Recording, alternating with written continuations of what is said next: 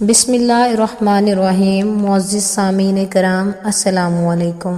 ہماری آج کی ویڈیو حضرت اسماعیل علیہ السلام کی زندگی کے چند اہم واقعات اور آپ علیہ السلام کے مناقب بیان کیے جائیں گے، جن کا جاننا ہر مسلمان کے لیے ضروری ہے۔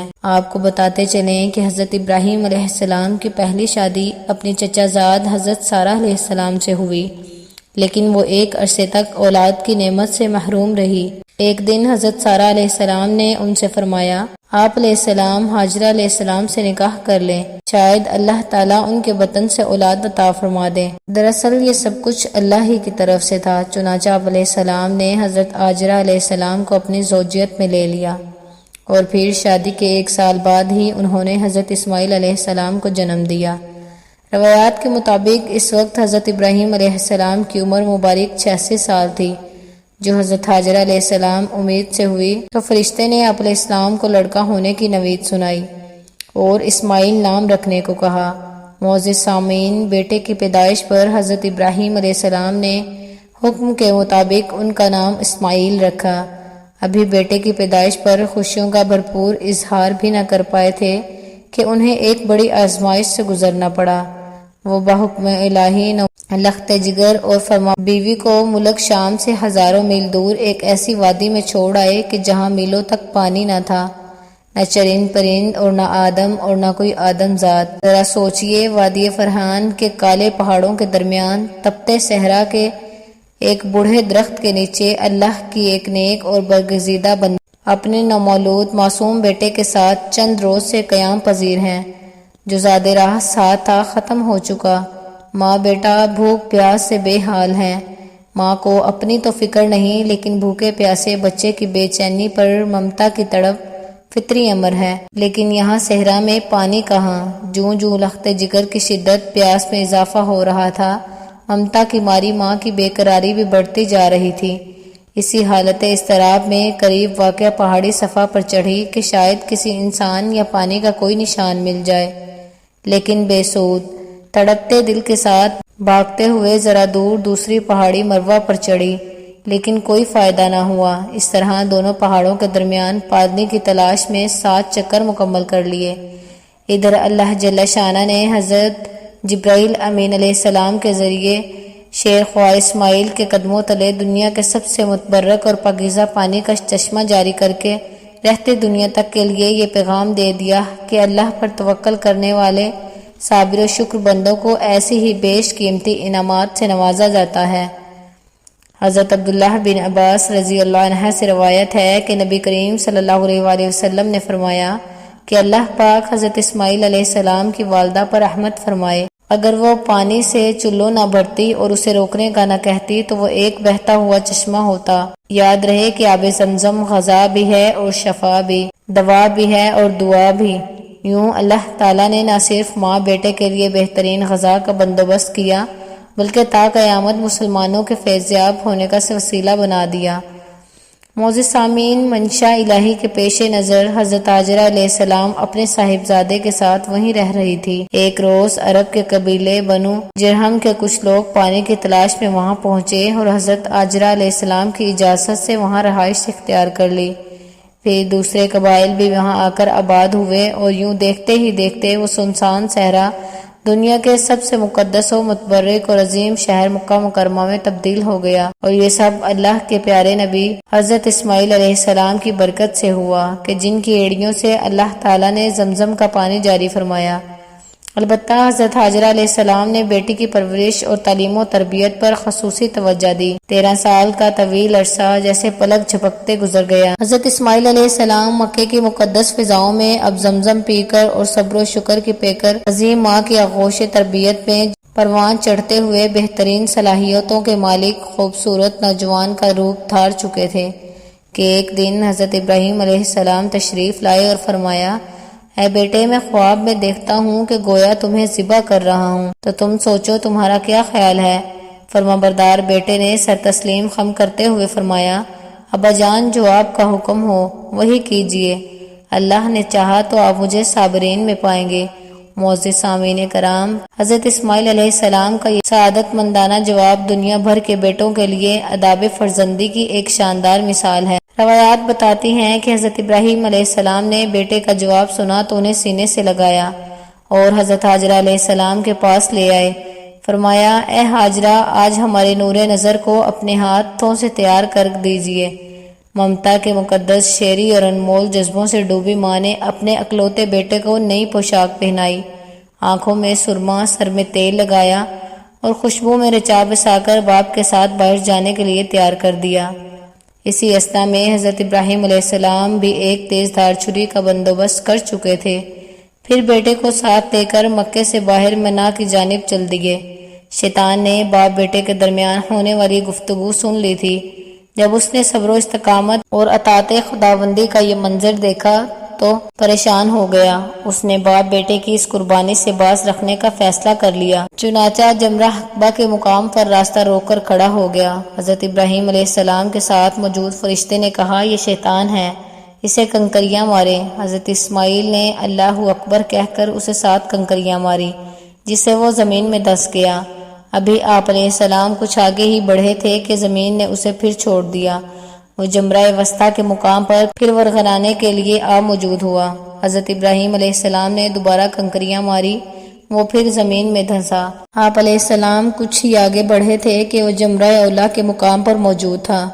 حضرت ابراہیم علیہ السلام نے تیسری بار اللہ اکبر کہہ کر کنکریاں ماری تو وہ زمین میں دھس گیا۔ معزز سامعین کرام، اللہ تبارک و تعالیٰ کو ابراہیم خلیل اللہ کا شیطان کو کنکریاں مارنے کا عمل اس قدر پسند آیا کہ اس نے رہتی دنیا تک کے لیے حج کے واجبات میں شامل فرما دیا۔ البتہ شیطان اپنی ناکامی پر بڑا پریشان تھا۔ 3 مرتبہ کی کنکریوں نے اس کے جسم کو زخموں سے چور کر دیا تھا۔ اچانک اسے ایک نئی چال سوجی اور وہ عورت کا بھیس بدل کر بھاگم بھاگ حضرت حاجرہ علیہ السلام کی خدمت میں حاضر ہوا اور بولا، اے اسماعیل کی ماں، تمہیں علم ہے کہ ابراہیم علیہ السلام تمہارے لخت جگر کو کہاں لے کر گئے ہیں؟ حضرت حاجرہ علیہ السلام نے فرمایا، ہاں، وہ باہر گئے ہیں، شاید کسی دوست سے ملنے گئے ہوں۔ شیطان نے اپنے سر پر ہاتھ مارتے ہوئے کہا، وہ تیرے بیٹے کو ذبح کرنے وادی منع میں لے گئے ہیں۔ حضرت حاجرہ علیہ السلام نے حیرت اور تعجب کا اظہار کرتے ہوئے فرمایا، یہ کیسے ممکن ہے کہ ایک شفیق اور مہربان باپ اپنے چہیتے اور اکلوتے بیٹے کو ذبح کر دے؟ اس موقع پر بے ساختہ شیطان کے منہ سے نکلا، وہ یہ سب اللہ کے حکم پر کر رہا ہے۔ یہ سن کر صبر و شکر اور اطاعت و فرمانبرداری کی پیکر اللہ کی برگزیدہ بندی نے فرمایا، اگر یہ اللہ کا حکم ہے تو ایک اسماعیل کیا، اس کے حکم پر 100 اسماعیل قربان۔ معزز سامعین، روایات بتاتی ہیں کہ شیطان یہاں سے نامراد ہو کر واپس منا کی جانب پلٹا، لیکن وہاں کا ایمان افروز منظر دیکھ کر اپنے سر پر خاک ڈالنے اور چہرہ پیٹنے پر مجبور ہو گیا۔ وادی منہ کے سیاہ پہاڑ، نیلے شفاف آسمان پر روشن آگ برساتا سورج، فلک پر موجود تسبیح و تحلیل میں مصروف ملائکہ، اللہ کی راہ میں اپنی متاع عزیز کی قربانی کا عقل کل حیران کر دینے والا منظر دیکھنے میں محو تھے۔ مکہ سے آنے والی گرم ہوائیں بھی منی کی فضا میں موجود عبادات و اطاعت، تسلیم و رضا اور صبر و شکر کی ایک عظیم داستان رقم کرتے ہوئے دیکھ رہی تھی۔ روایات میں آتا ہے کہ حضرت ابراہیم علیہ السلام نے حضرت اسماعیل علیہ السلام کو لیٹنے کی ہدایت دی تو حضرت اسماعیل علیہ السلام نے فرمایا، ابا جان، میں پیشانی کے بل لیٹتا ہوں تاکہ آپ علیہ السلام کا چہرہ مجھے نظر نہ آئے، اور آپ علیہ السلام بھی اپنی آنکھوں پر پٹی باندھ لیں تاکہ جب آپ علیہ السلام مجھے ذبح کر رہے ہوں تو شفقت کے امر الہی پر غالب نہ آنے کا امکان نہ رہے۔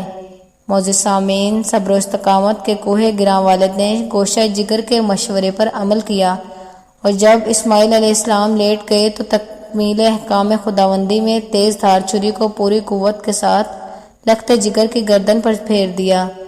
باپ بیٹے کی اس عظیم قربانی پر قدرت خداوندی جوش میں آئی اور اللہ جل شانہ کے حکم سے حضرت جبرائیل علیہ السلام جنت کے باغات میں پڑے سفید رنگ کے خوبصورت مینڈھے کو لے کر حاضر ہوئے۔ ابراہیم علیہ السلام نے ذبح سے فارغ ہو کر آنکھوں سے پٹی ہٹائی تو حیرت زدہ رہ گئے کہ بیٹے کی جگہ ایک حسین مینڈھا ذبح ہوا پڑا تھا، جبکہ اسماعیل علیہ السلام قریب کھڑے مسکرا رہے تھے۔ اسی اثنا میں غیب سے آواز آئی، اے ابراہیم، تم نے اپنا خواب سچا کر دکھایا، بے شک ہم نیکی کرنے والوں کو ایسا ہی بدلہ دیا کرتے ہیں۔ معزز سامعین کرام، حضرت ابراہیم علیہ السلام اور حضرت اسماعیل علیہ السلام کے اس بے مثال جذبہ ایثار، اطاعت و فرمانبرداری و استقامت، تسلیم و رضا اور صبر و شکر پر مہر تصدیق ثبت کرتے ہوئے اللہ تعالیٰ نے قرآن پاک میں فرمایا، اور ہم نے اسماعیل کی عظیم قربانی پر ان کا فدیہ دے دیا۔ اللہ رب العزت کو اپنے دونوں برگزیدہ اور جلیل القدر بندوں کی ادا اس قدر پسند آئی کہ اسے اطاعت عبادت اور قربت الہی کا ذریعہ قرار دیتے ہوئے قیامت تک کے لیے جاری فرما دیا۔ معزز سامعین، روایات میں آتا ہے کہ ابھی اسماعیل علیہ السلام 15 ہی برس کے ہوئے تھے کہ والدہ ماجدہ وفات پا گئی۔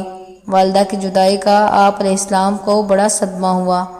اب آپ اکیلے رہ گئے، چنانچہ والد کے پاس ملک شام جانے کا ارادہ فرمایا، لیکن قبیلے اور شہر کے لوگوں کو آپ علیہ السلام کی جدائی گوارا نہ تھی، لہٰذا قبیلے والوں نے آپ علیہ السلام کا نکاح عملی قبیلے کی ایک لڑکی امارہ بنت سعد سے کر دیا۔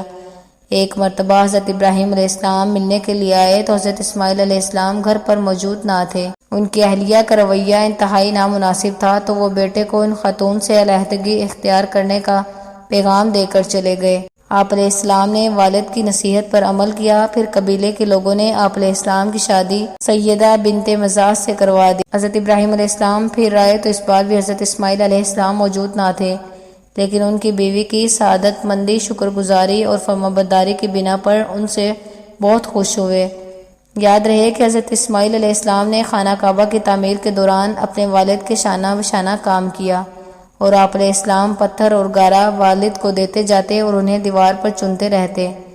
روایات میں آتا ہے کہ خانہ کعبہ کی دیواروں میں جو پتھر استعمال ہوا اسے حضرت اسماعیل علیہ السلام نے 5 پہاڑوں سے جمع کیا تھا، جن کے نام کتابوں میں کچھ اس طرح ہے: طور زینہ، طور لبنان، طور سینا اور طور جودی۔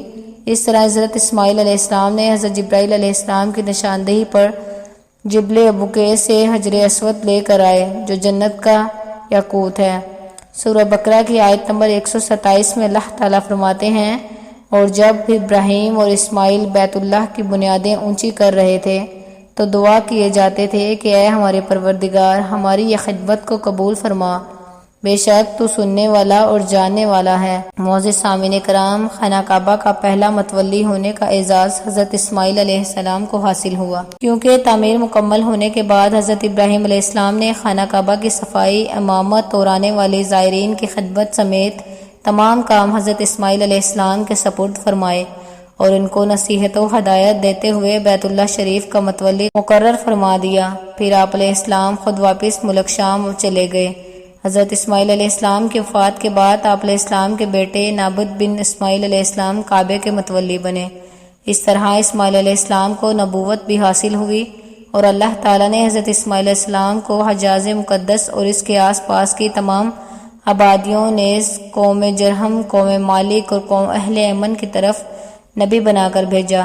معزز سامعین کرام، یاد رہے کہ اسماعیل علیہ السلام ہمارے پیارے نبی حضرت محمد مصطفیٰ صلی اللہ علیہ وآلہ وسلم کے جد اعلیٰ ہیں۔ معزز سامعین، بات کی جائے آپ علیہ السلام کے اوصاف حمیدہ کی تو قرآن مجید میں حضرت اسماعیل علیہ السلام کے 3 اوصاف نہایت صراحت کے ساتھ بیان کیے گئے ہیں۔ نمبر 1، تعمیر کعبہ کے دوران اپنے والد ابراہیم علیہ السلام کے شانہ بشانہ شریک رہے۔ نمبر 2، آپ علیہ السلام وعدے کے بڑے پکے اور سچے تھے۔ نمبر 3، آپ علیہ السلام لوگوں کو نماز اور زکوٰۃ کا حکم دیتے رہتے تھے تاکہ وہ اللہ کی عذاب سے بچ جائیں، جیسا کہ اللہ تعالیٰ نے قرآن پاک کی سورہ مریم کی آیت نمبر 54 اور 55 میں فرمایا، اے نبی، کتاب میں اسماعیل علیہ السلام کا بھی ذکر کیجیے، بے شک وہ وعدے کے سچے اور ہمارے بھیجے ہوئے نبی تھے، اور وہ اپنے گھر والوں کو نماز اور زکوٰۃ کی تعلیم دیتے تھے، اور وہ اپنے پروردگار کے ہاں پسندیدہ اور برگزیدہ بندے تھے۔ معزز سامعین کرام، جہاں تک بات ہے حضرت اسماعیل علیہ السلام کی اولاد کی، تو آپ علیہ السلام کی دوسری اہلیہ سیدہ بنت مزاح سے آپ علیہ السلام کے 12 لڑکے ہوئے۔ سب کے سب اپنی قوم کے سردار بنے اور ہر ایک نے الگ الگ بستیاں آباد کی۔ ان کی اولاد اتنی کثیر تعداد میں آگے بڑھی کہ حجاز سے نکل کر شام، عراق، یمن تک پھیل گئی۔ امام ابن کثیر رحمۃ اللہ لکھتے ہیں کہ حجاز مقدس، مکہ، مدینہ کے تمام عرب حضرت اسماعیل علیہ السلام کے 2 صاحبزادوں یعنی کیدار اور نابد کی اولاد میں سے ہیں۔ معزز سامعین کرام، مورخین نے لکھا ہے کہ دنیا میں جو شخص سب سے پہلے گھوڑے پر سوار وہ حضرت اسماعیل علیہ السلام ہے۔ اس سے پہلے گھوڑا وحشی جانور، حضرت اسماعیل علیہ السلام نے اسے پیار کیا اور مانوس کیا اور پھر اس پر سواری کی۔